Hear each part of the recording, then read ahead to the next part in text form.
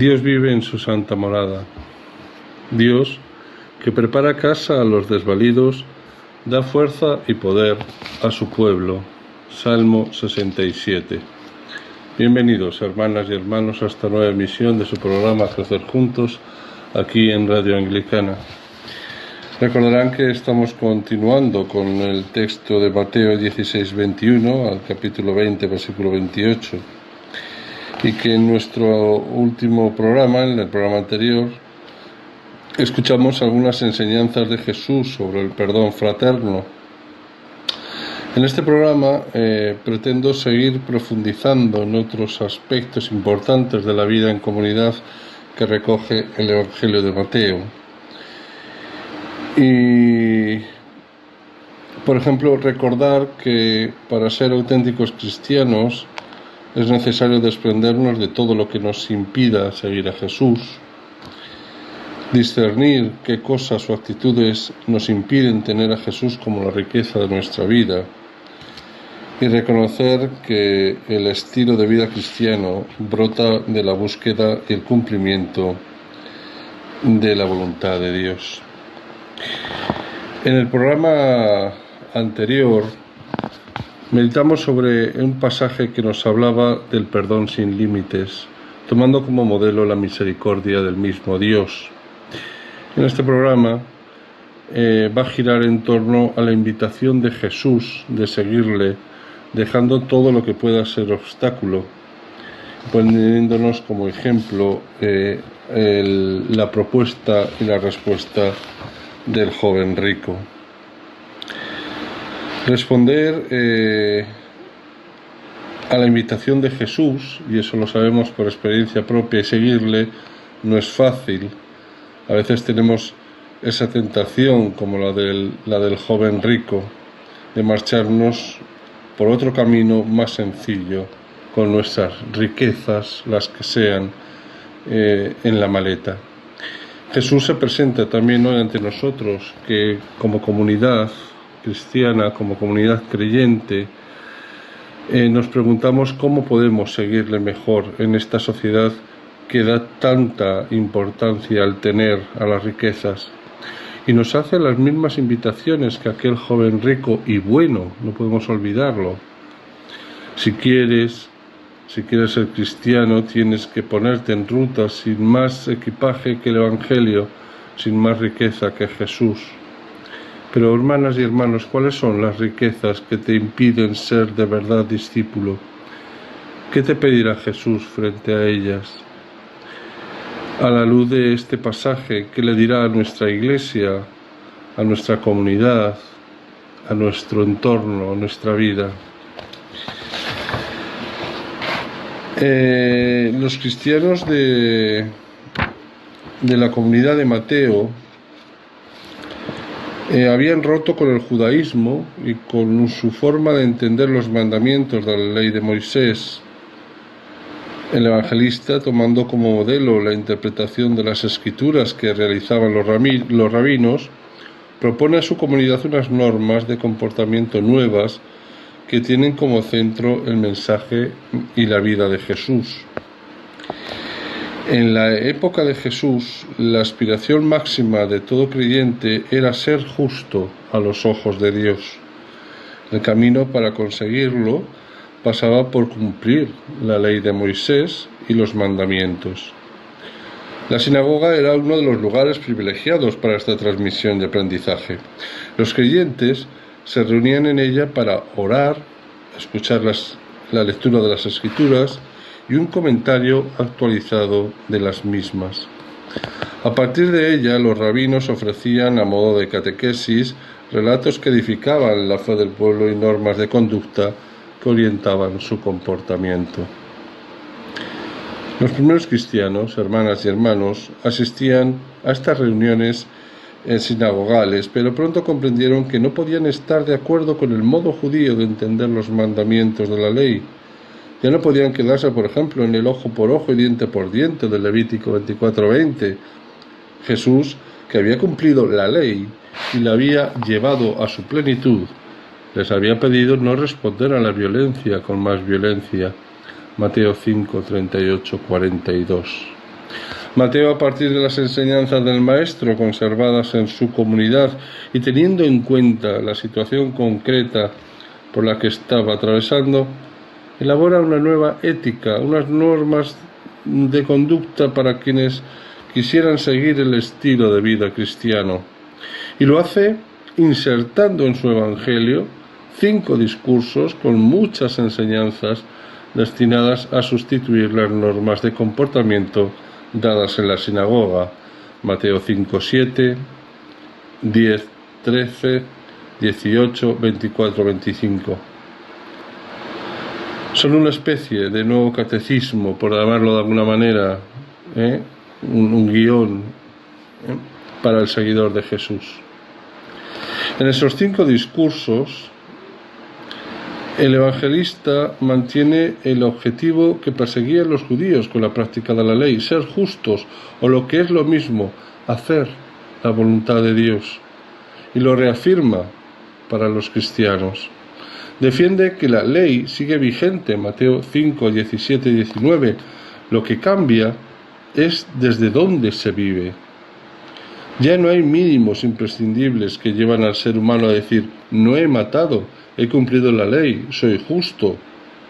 Desde Jesús, la ley no termina en la letra. Es insuficiente no matar físicamente a nadie. Hay que implicarse en construir una convivencia humana fraterna en la que se destruyan todos los mecanismos que generan revancha, odio, divisiones, muerte. Eso es la ley. En eso consiste el cumplimiento de la voluntad de Dios. Así la vivió Jesús, como un camino hacia el Padre, un camino de relaciones fraternas que van abriendo paso al reino, a una sociedad de justicia, de solidaridad, de perdón.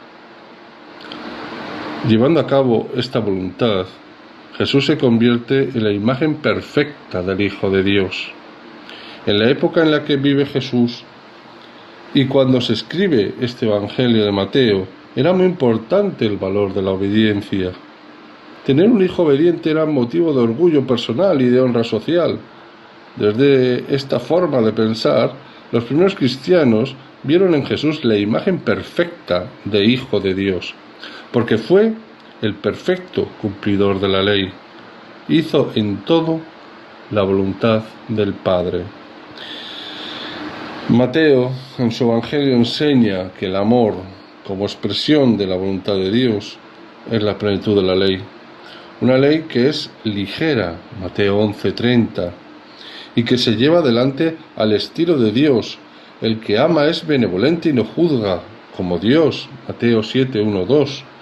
El que ama perdona, como lo hace Dios, Mateo 18:21-35. El que ama rechaza el egoísmo y se hace siervo, igual que Jesús, el Hijo de Dios, que no ha venido a ser servido, sino a servir y dar su vida en rescate por todos, Mateo 20:28. Cuando se imita a este ser de Dios, el cristiano puede llamarse con propiedad su hijo, porque cumple y ama. No solamente cumple, sino que ama su voluntad. Un hijo así pone en juego todas sus fuerzas para que sigan creciendo las semillas del reino.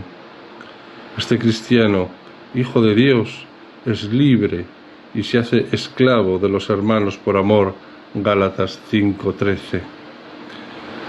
Dicho seguidor de Jesús ha llegado al corazón de la ley, que es el corazón del mismo Dios. Es el camino que hemos elegido al optar por Jesús. Pues bien, hermanas y hermanos, lo dejamos aquí. Dejamos aquí la continuación de esta reflexión que estábamos haciendo de Mateo 16:21 al capítulo 20:28, con este aspecto de que tú, Señor, eres mi riqueza. Les propongo para el próximo programa, pues Mateo 21-23, esos 2 capítulos. del capítulo 21 al capítulo 23, que viéndolo desde los programas anteriores, en los que hemos visto a Jesús centrado en enseñar a sus discípulos, ahora pondrá más atención en clarificar la posición de Israel frente a él y su mensaje. Y mientras preparan esos dos capítulos, el capítulo 21 y el capítulo 23, les propongo estas preguntas como guión para la lectura de esos capítulos. ¿Cuál es la actitud de las autoridades religiosas hacia Jesús? ¿De acuerdo? Y bueno, de algún modo, aunque sea a nivel personal, pues razonen esas respuestas que les surja en la intimidad de la oración, en la presencia de Dios, y las contrasta con la reflexión que haremos, si Dios quiere, en el próximo programa. Bueno, pues ahí les dejo la tarea de esta semana, ¿de acuerdo? Mateo capítulos 21 al capítulo 23, en el que hablaremos cómo Mateo nos presenta una comunidad con relaciones nuevas. Si se van dando cuenta, ya habrán ido viendo cómo Mateo intenta guiar a esas comunidades a ir descubriendo la riqueza propia de la espiritualidad que Jesús nos ha dejado, sin desdeñar la ley, como hemos estado viendo hoy, pero con ese carisma nuevo del amor de Dios en toda nuestra vida. Bueno, pues con ese prisma ahí queda la pregunta: ¿cuál es la actitud de las autoridades religiosas hacia Jesús, visto desde los capítulos 21 a 23 de Mateo, que, como digo, nos mostrará esas nuevas comunidades con relaciones nuevas? Pues ahí queda, hermanos y hermanos, no me alargo más, que si no se nos echa el tiempo y nos cae la corrección fraterna. Bueno, pues solo me queda convocarles a la próxima emisión de su programa Crecer Juntos en Radio Anglicana y pedirles que una vez más se unan conmigo en esta oración. Oh Dios, protector de los que en ti esperan, sin ti nada es fuerte ni santo, multiplica sobre nosotros los signos de tu misericordia, para que, bajo tu guía providente, de tal modo nos sirvamos de los bienes pasajeros que podamos adherirnos a los eternos. Por Jesucristo nuestro Señor. Amén. Pues nada, se despide de ustedes el presbítero Francisco Javier Izquierdo, de la Comunidad Apostólica Fronteras Abiertas, que peregrina en Zaragoza, España. Y no olviden, hermanas y hermanos, que todo es gracia. Solo tú, Señor, solo tú, Altísimo Jesucristo, con el Espíritu Santo en la gloria de Dios Padre. Amén. Gloria a Dios en el cielo y en la tierra, paz a los hombres que ama el Señor, paz a los hombres que ama. Usted está en sintonía de Radio Anglicana, transmitiendo vía internet en www.radioanglicana.es. También puede escucharnos en su dispositivo móvil, descargando nuestra aplicación para Android e iOS. Radio Anglicana, la voz de la Iglesia. Jóvenes de toda la tierra, cantad y anunciad con nosotros por las sendas del mundo la buena noticia